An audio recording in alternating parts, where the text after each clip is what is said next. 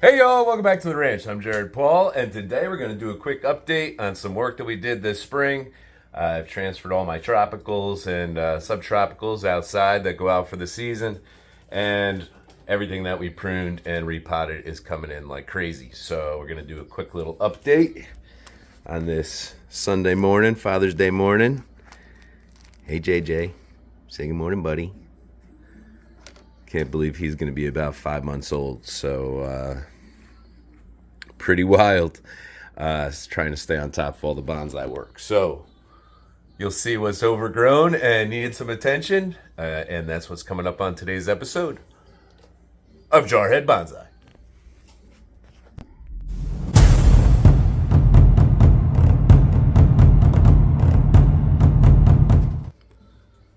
All right, so starting out with the blue Jacaranda, my oldest bonsai, about 6 years old.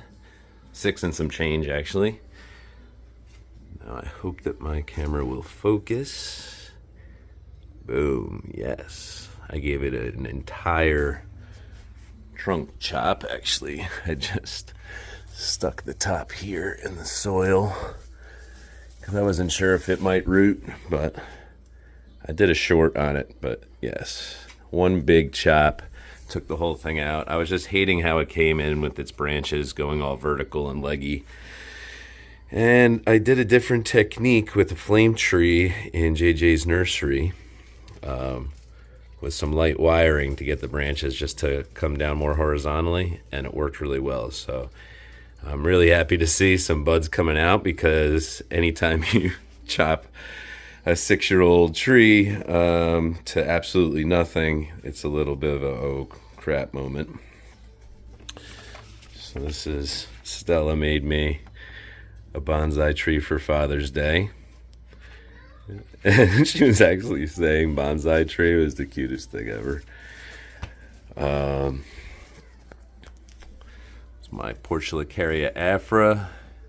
Actually did this as a little interview to see if I want to work at the bonsai bar, which I did for a few months, but with JJ coming, I had to cut out a couple of the extracurriculars. So it was fun while it lasted. Those guys are great, and I've got a nice little souvenir because I didn't have one of these. So in there was my baobabs, and yes, they died. One day I just felt the trunks and they were just gone. They were always dormant, like 9 to 10 months out of the year anyways. I guess just growing inside in Connecticut when you're an African tree just didn't work for them. And so yeah, they're dead. So baobab's dead. I think I have one outside that might still be alive, so I'll show you that in a minute. And might as well show you the money tree, looking lovely. My money tree planting that I wanted to look like a wild little tropical scene of palm trees that you see when you're on the islands down in the Caribbean. So I'm succeeding with that because it looks just like it. And, you know, to be able to sit on a palm tree and chill and have a coconut, we did that. All right. Looks like JJ's going to be cooperating, so I'm going to pop outside and give you some more updates. Stand by. All right, I'm just going to kind of work around the rim here. So the pines all came in. I decided to leave some of the candles on some of them just entirely, and then I'll do some more work maybe in fall. No, not in fall. Probably I'll wait till next spring, just because I repotted all these this year, and I don't know how they're going to respond. And so some of the weaker ones I left. The other ones I got the candle work done. See, everything's bright and green this morning. A little white spruce. That's a nice wire bite. Hopefully that'll work its way out. Funny thing happened with these Japanese black pines that happened with a couple of my huge white pines around the property. Well, those are Norwegian spruce, and there's pines. Yeah. So you see back there white pines. So a couple of the white pines, it's never happened before since we've been here 6 years.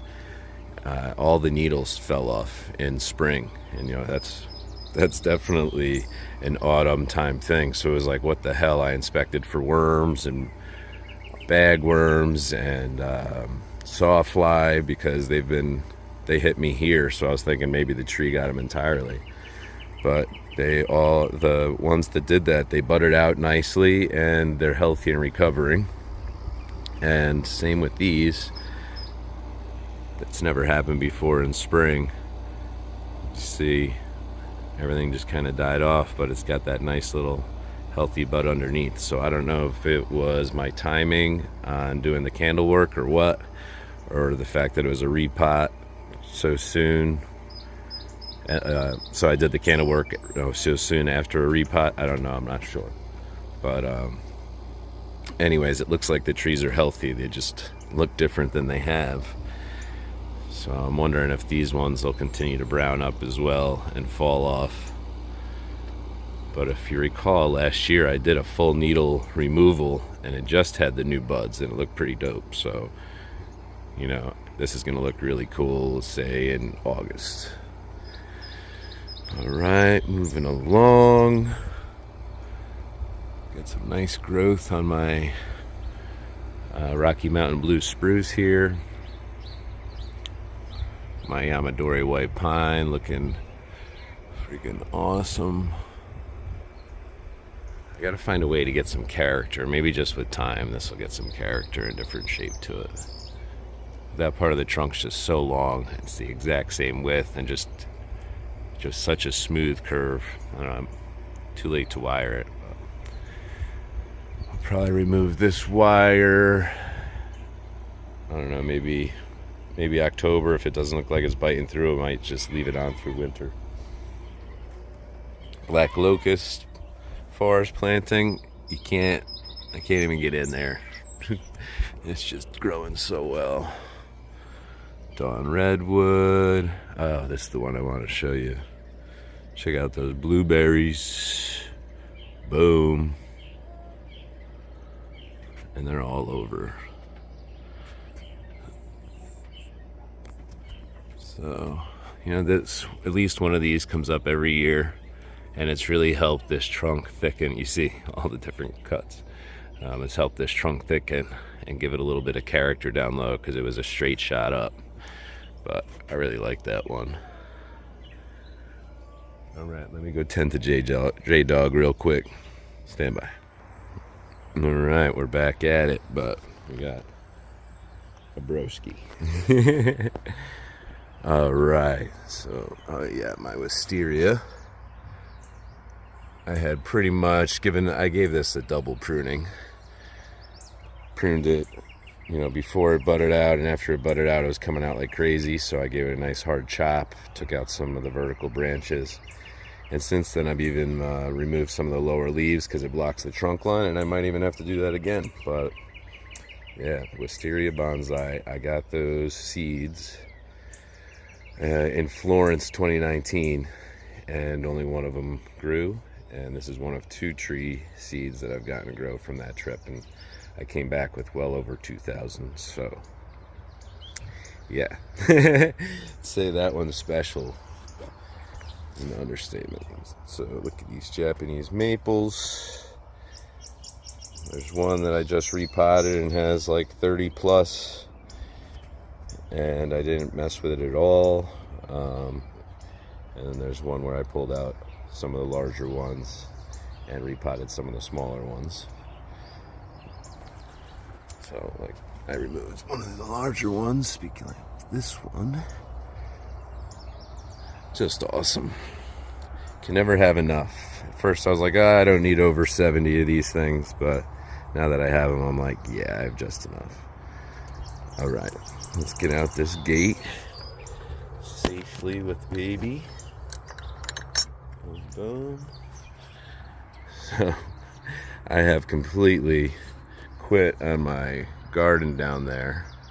I would point, but it was the front part of that big rectangle, and you see those tall weeds. Well, those are wildflowers that settled into the raised beds that I had down there, and they're just like insane. So with limited time, with the 2 kids and 3 businesses and, you know, 2 YouTube channels and all the other extra crap that I do. I decided to just open up the middle to the goats, so now the goats are enjoying those wildflowers. I don't know if you could see the movement going on down there. Here, let me zoom in.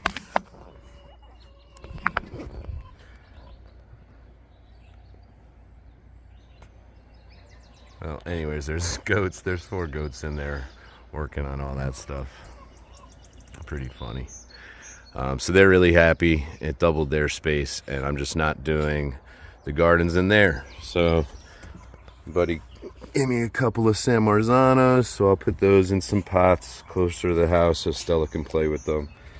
Got some bush beans and some pumpkin and or butternut squash. There's probably a mixture of both.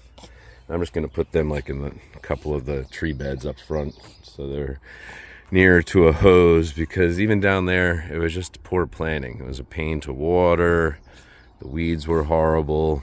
Anyways, defeatist attitude here. All right, so we've got a whole little grove of flame trees. At first they were just like, they had green buds, but they weren't growing out at all. Once I put them outside, I'm like, okay, now let's not go crazy, but they're looking good. This tree, it's just over here because I think it's dead, so I just separated it from the main part of the deck. And I huddled all these tropicals close together just while they got used to being outside. So, nice little orange tree, looking good there. JJ, can you relax? My lemon, that's an old lemon, really budding out nice. Okay, people, in true fashion for Father's Day, my child is making me work, and I could smell the bacon's almost ready. So anyways, I'm gonna move on, but nice little quick update. Hopefully I'll get a good video out to you soon, but you know, this time of year it's pretty much just weeding your bonsai, watering your bonsai, making sure they're not getting too much sun, and keeping them bug free. So I won't be doing too much work in the near future, but want to wish you all the best. And for me and my family from the ranch, y'all, cheers.